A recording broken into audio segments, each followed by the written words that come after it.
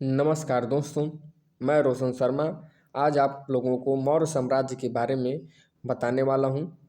किसी भी परीक्षा के दृष्टि से यह एक अत्यंत महत्वपूर्ण टॉपिक है। इस वीडियो में किस बात पर ध्यान देंगे उससे पहले देख लेते हैं। पहला है मौर्य साम्राज्य के संस्थापक और उनके बारे में। दूसरा है मेगास्थनीज के विषय में जानेंगे।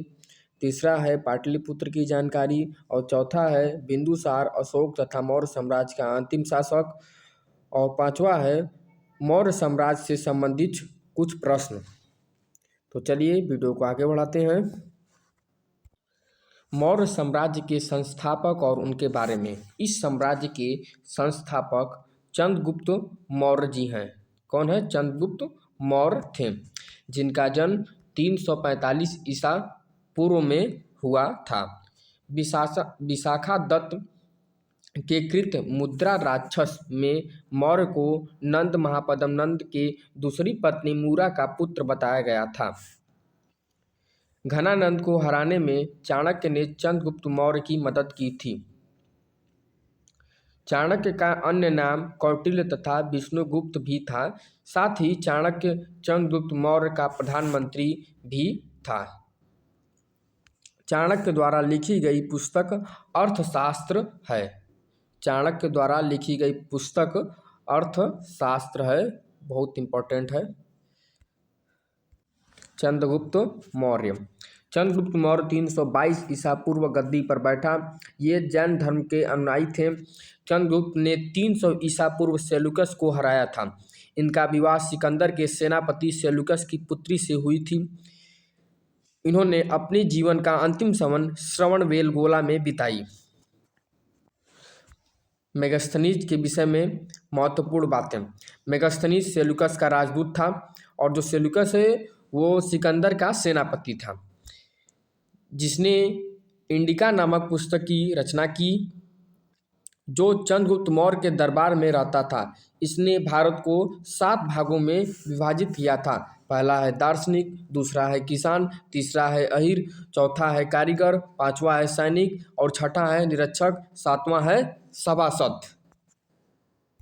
पाटलिपुत्र, जिसे आज हम पटना के नाम से जानते हैं, पाटलिपुत्र के विषय में कुछ महत्वपूर्ण जानकारी या बातें हैं जिसे हम अभी जानेंगे। पहला है पाटलिपुत्र एक विशाल प्राचीर से घिरा हुआ, जिसमें 570 बुर्ज और 64 दीवार थी। राजा का महल काठ की लकड़ी का बना होता था। मौर्य साम्राज्य की राजधानी पाटलिपुत्र थी। बिंदुसार, अशोक तथा मौर्य साम्राज्य का अंतिम शासक। चंद्रगुप्त मौर्य का उत्तराधिकारी बिंदुसार हुआ, जो 298 ईसा पूर्व मगध की गद्दी पर बैठा।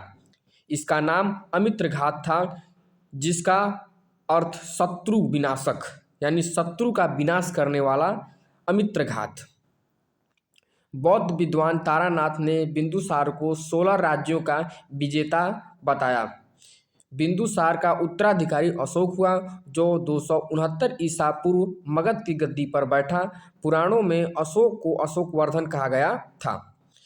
उपगुप्त नामक बौद्ध भिक्षु ने अशोक को बौद्ध धर्म की दीक्षा दी। अशोक ने 84,000 स्तूपों का निर्माण किया था। भारत में शिलालेख का प्रचलन अशोक ने किया था। अशोक के शिलालेख की खोज फैंथलर ने किया, जिसकी संख्या 14 है। मौर्य साम्राज्य। अशोक के स्तंभ लेखों की संख्या 7 है। कौशाम्बी अभिलेख को रानी का अभिलेख कहा जाता है। प्रशासन की सबसे छोटी इकाई ग्राम थी। इस साम्राज्य में गुप्तचर को गुण पुरुष संस्था कहा गया था। सरकारी भूमि को सीता भूमि कहा जाता था। मौर्य साम्राज्य का अंतिम शासक प्रियदत्त था। दोस्तों, अब जितना पढ़े हैं उसमें से कुछ प्रश्न हैं, उस प्रश्न को जवाब आपको देना है। मौर्य साम्राज्य से संबंधित कुछ प्रश्न। पहला प्रश्न है जो वेरी इंपॉर्टेंट है, वो है मौर्य साम्राज्य या मौर्य वंश की स्थापना किसने की। दूसरा प्रश्न है मौर्य राजवंश के गुप्तचर को क्या कहा जाता था। तीसरा प्रश्न है इस काल में प्रशासन की सबसे छोटी इकाई क्या थी। और चौथा प्रश्न है मौर्य काल का अंतिम शासक कौन था। पांचवा प्रश्न है इंडिका के लेखक कौन थे। इसका आंसर आप लोग कमेंट बॉक्स में बताइए। मेरे प्रिय मित्रों, वीडियो अच्छा लगा हो तो लाइक, सब्सक्राइब तथा शेयर कीजिए। मिलते हैं एक अगली वीडियो के साथ। Thank you so much. जय हिंद, जय भारत।